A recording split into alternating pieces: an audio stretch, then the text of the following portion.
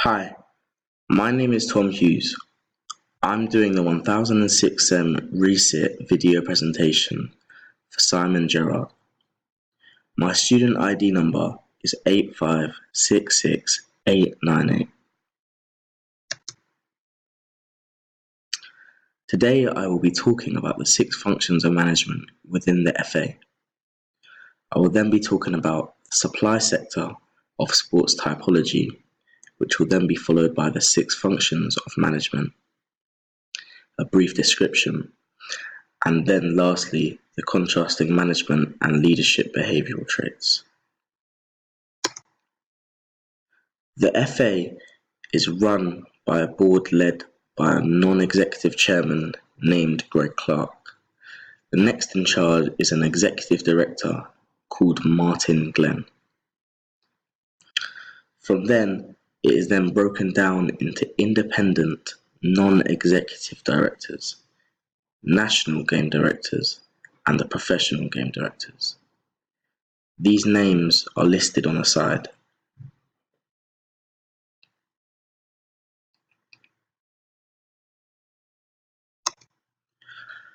The FA Sports Typology.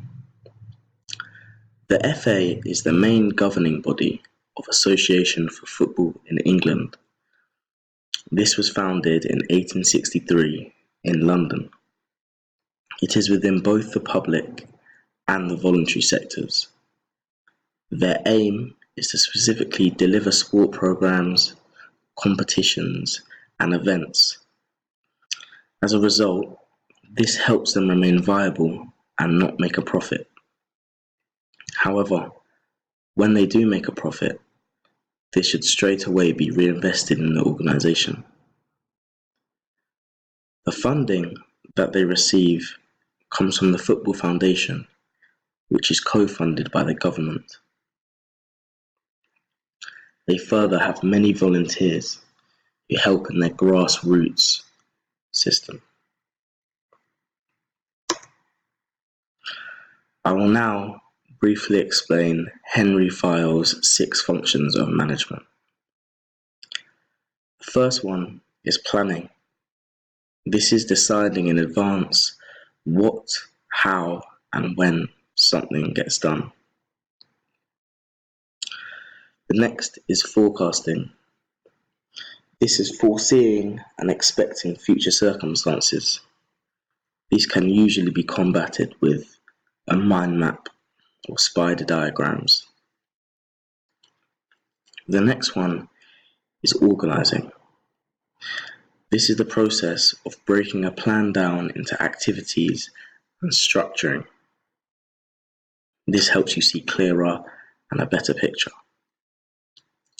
The next is commanding. This is usually what a manager does. It's giving clear orders and instructions. The next is coordinating.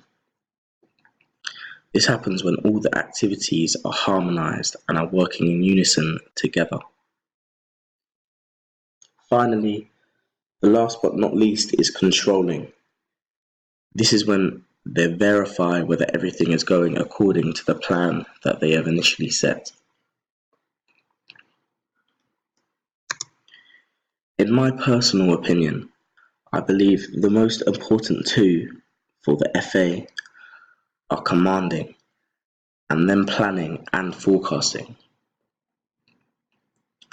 I believe commanding is very important considering the hierarchy and that the FA have a board of executives in charge of different types of areas. As a result, this helps them make vital decisions and therefore achieve success. In 2016, they launched a new strategic plan which would finish around the Euro semi-final or the final in 2020. They decided their long-term and then their short-term goals and were able to delegate what needs to be done to strive and improve. They were able to implement these plans due to commanding and due to the executive board. This strategy is named the Game Plan for Growth, which aims to grow participation and create a high-performance system for teams in England. They are currently on track to double the number of players and fans in the women's game by 2020. Baroness Campbell stated that they are trying to ensure that all girls are welcomed as players, coaches, referees, or even administrators. The next, I believe, is the most important, is planning and forecasting. To me, personally, planning and forecasting go hand in hand. This is because it always relates to the future. Planning is deciding in advance what, how, and when something is done. And forecasting is foreseeing and expecting future circumstances. The FA had planned dates from the 2016 and then forecasted how long they believed it would take to finish. When they thought they would finish these plans, they then set a finish date. This date was from 2016 to 2020, which therefore allowed them 4 years to complete their plans. These plans are shown on the right. They are currently 1 year in and seem to be very on track. However, it is still early days for the FA.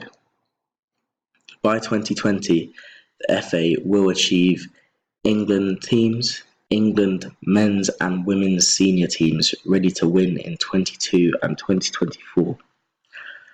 Education, a world-leading education programme for a diverse football workforce. The next target was female football, a doubling of the player base and fan following of female football. Next was participation.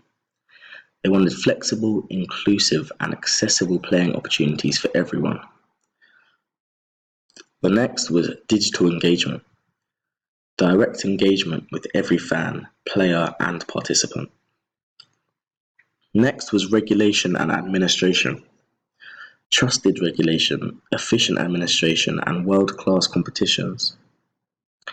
Venues, finally, was Wembley Stadium and St George's Park as world-leading inspirational venues. I will now contrast management with leadership behaviours using specific examples. An effective manager, to me, is one who gets things done to ensure order and continuity. However, an effective leader is a visionary who drives new initiatives and who produces change. Leaders are emotionally active and very much involved, such as John Terry, who is the Chelsea captain from 2000 for many years. He was the first captain to lift the FA Cup at the new Wembley Stadium. A successful manager, on the other hand, an example is Sir Alex Ferguson, who managed Man United from 1986 all the way to 2013 and has won the most trophies out of any manager in the world. To conclude, I believe the two most important functions of Henry File's 6 management functions are commanding and then planning and forecasting, as I still believe they go hand in hand. This is due to the fact that out of functions, the FA have implemented these the hardest, considering their future plans and goals that they want to reach. I further believe that management and leadership are very similar in some ways and not in others. Both managers and leaders take a dominant role within the team and take control of future plans in order to reach targets. Birkinshaw 2010 argues that leadership and management must be seen as complementary.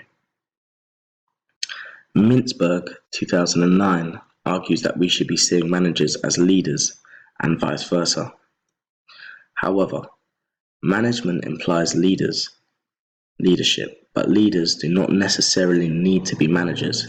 This is according to Beach in 2002. It is evident that leaders are part of the journey, and managers typically delegate and give orders.